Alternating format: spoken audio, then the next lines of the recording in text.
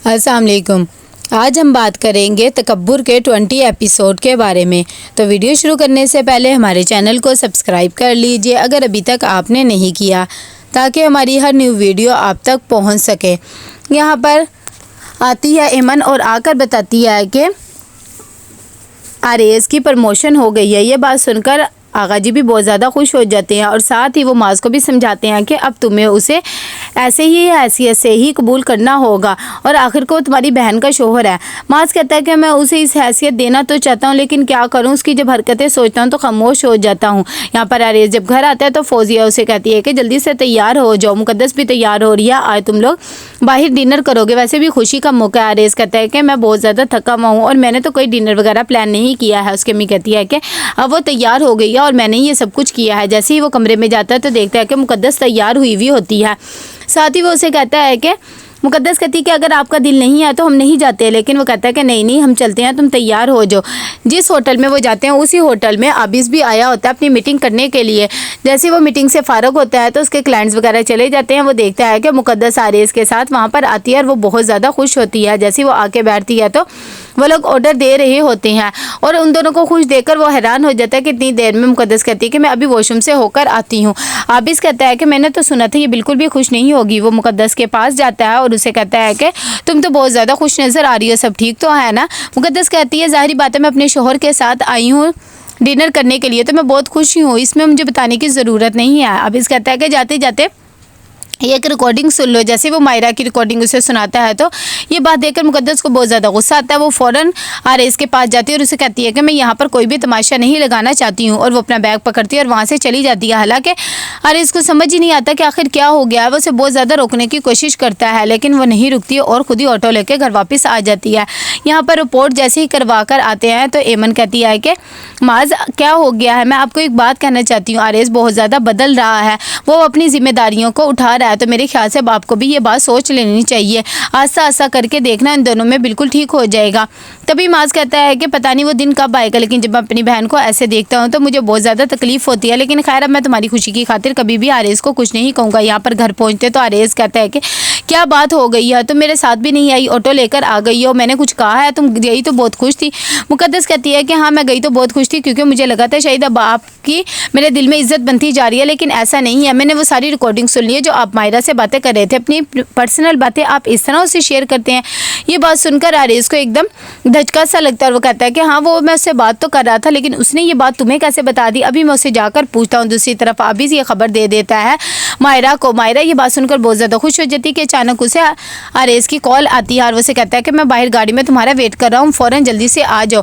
जैसे ही वो आकर गाड़ी में बैठती है तो कहती है कि मैं तुमसे बात ही कर रही थी, तुमने कॉल बंद कर दी, क्या हो गया है, वैसे भी तुम्हें पता है ना मैं तुमसे कितनी ज़्यादा मोहब्बत करती हूँ, मैं तुम्हारे बगैर नहीं रह सकती, तुमसे ही शादी करूँगी।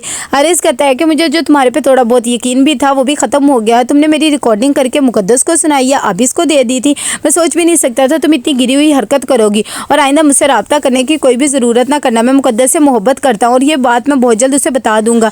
जैसे मायरा को ये पता लगता है तो वो हैरान सी हो जाती है। दूसरी तरफ फौजिया आती है और कहती है मुकद्दस को क्या हो गया, तुम लोग तो बहुत खुश गए थे ना, अब ये सब बातें क्या हो गई है। यहाँ पर मायरा ये सब कुछ बर्दाश्त नहीं कर पाती है और वो नींद की गोलियाँ खा लेती है और अपनी जान लेने की कोशिश करती है। फौजिया समझाती है और कहती है कि मेरे ख्याल से तुम्हें कोई गलत फहमी हो रही होगी, ऐसा नहीं है और मैं समझाऊंगी ये सब बातें। जैसे ही आरएस आता है तो वो कहता है कि अम्मी ऐसा वाकई बिल्कुल कुछ भी नहीं है, मायरा ने ये सब कुछ खुद ही किया है, मैं तो खुद ये नहीं समझा कि ये सब कुछ कैसे उसने कर लिया। कि इतनी देर में मुकद्दस भी बातें सुन रही होती है कि फौजिया को कॉल आ जाती है नौरीन की और वो उसे बताती है कि मेरी बेटी ने नींद की गोलियाँ खा के सुसाइड अटैम्प्ट करी है और वो हॉस्पिटल में है। फौजिया को जब ये बात पता लगती तो वो हैरान हो जाती है। वो फ़ौरन आरएस को ये बात बताती है। आरएस को जब पता लगता है तो वो भी हैरान हो जाता है और कहता है कि इसने क्या हरकत कर दी है, मैं अभी जाकर देखता हूँ। वो मुकद्दस को लेकर गाड़ी में फ़ौरन हॉस्पिटल के लिए निकलता है और साथ ही मुकद्दस कहती है कि क्या हो गया है, मुझे तो खुद समझ नहीं आ रही। जब वो हॉस्पिटल पहुँचते हैं तो नौरीन उसका गिरेबान पकड़ लेती है और कहती है कि सब कुछ तुम्हारी वजह से हो रहा है, अगर मेरी बेटी को कुछ भी हुआ ना फिर देखना मैं तुम लोगों को छोड़ूंगा नहीं। फवाद कहता है कि क्या हो गया है बेटा आरएस, तुम दोनों के दरमियान में कुछ हुआ था, कोई बात थी जो इस तरह की तुम्हें ये सब कुछ उसे करना पड़ा। वो कहता है कि नहीं चाचू, ऐसी कोई भी बात नहीं थी, मैंने तो उसे कुछ भी नहीं कहा, बस समझाने की कोशिश की थी कि इतनी देर में डॉक्टर आती है। जब नौरीन उनसे पूछती है तो डॉक्टर बताती है कि उसकी तबीयत बिल्कुल भी ठीक नहीं है, बस अब आप दुआ करें कि उसके लिए बेहतर हो जाए, फ़िलहाल तो उसकी हालत बहुत ख़राब है। दूसरी तरफ एमन को भी ये बात पता लगती है तो वो हैरान सी हो जाती है और वो कहती है कि अच्छा ठीक है अम्मी, मैं अभी माज को बताती हूँ। जैसे ही वो ये बात करती है और माज को पता लगती है तो कहता है कि ज़रूर इसमें भी आरेज़ ने ही कुछ ना कुछ किया होगा, इसीलिए तो ये बात इस हद तक बढ़ी है। लेकिन एमन उसे समझाने की कोशिश करती है और कहती है कि ऐसा बिल्कुल भी नहीं है, आरेज़ उसे पसंद नहीं करता था, बल्कि मायरा ही उसे पसंद करती है। यहाँ पर मुकद्दस भी आती है और आकर वो पूछती है आरेज़ से कि क्या वाकई आप दोनों के दरमियान में कोई ऐसी वैसी बात चल रही है, कोई कमिटमेंट है तो मुझे बता दे। आरेज़ कहता है कि ऐसी बिल्कुल भी बात नहीं है और हम दोनों में कोई भी कमिटमेंट नहीं है। तुम्हें यकीन क्यों नहीं आ रहा? मैं भला तुमसे क्यों झूठ बोलूँगा? कि वहाँ पर माज भी पहुँच जाता है और कहता है कि तुम तो हो ही झूठे, वरना कोई लड़की इस तरह कैसे सुसाइड अटेम्प्ट कर सकती है। कितनी देर में डॉक्टर आती है और आकर बताती है कि आपकी बेटी को होश आ गया और अब वो ख़तरे से बाहर है। जब नौरीन ये बात सुनती है तो शुक्र अदा करती है और कहती है आरेज़ को कि तुम यहाँ से चले जाओ और कभी भी मेरी बेटी से रब्ता न रखना, वरना मैं तुम्हें छोड़ूंगी नहीं। आज भी वो जिस हाल में है तुम्हारी वजह से ही है। कितनी देर में फवाद भी उसे कहता है कि मेरे ख्याल से आरेज़ तुम्हें यहाँ से अब चला ही जाना चाहिए, उसकी तबीयत बिल्कुल भी ठीक नहीं है। जब ये बात सुनता है माज तो वो कहता है देख लो, तुम्हें कोई भी इस घर में नहीं रखना चाहता, ना ही अपनी ज़िंदगियों में रखना चाहता है, मेरे ख्याल से तुम्हें यहाँ से चले ही जाना चाहिए। आरेज़ अपने चाचू को कहता है कि ठीक है मैं यहाँ से जा रहा हूँ और आज के बाद मैं मुकद्दस के सिर्फ रहूँगा और मायरा से कोई भी रब्ता नहीं करूँगा। जाते वो मुकद्दस को कहता है कि मुझे बता दो तुमने मेरे साथ जाना है या अपने भाई के साथ। लेकिन मुकद्दस अपने भाई को लाफिज़ कहकर आरेज़ के साथ चली जाती है। यहाँ पर सुबह होती है तो उसके लिए खीर बना रही होती है मुकद्दस। इतनी देर में फौजी आती है और कहती है तुम मान क्यों नहीं लेती कि तुम आरेज़ से मोहब्बत करती हो?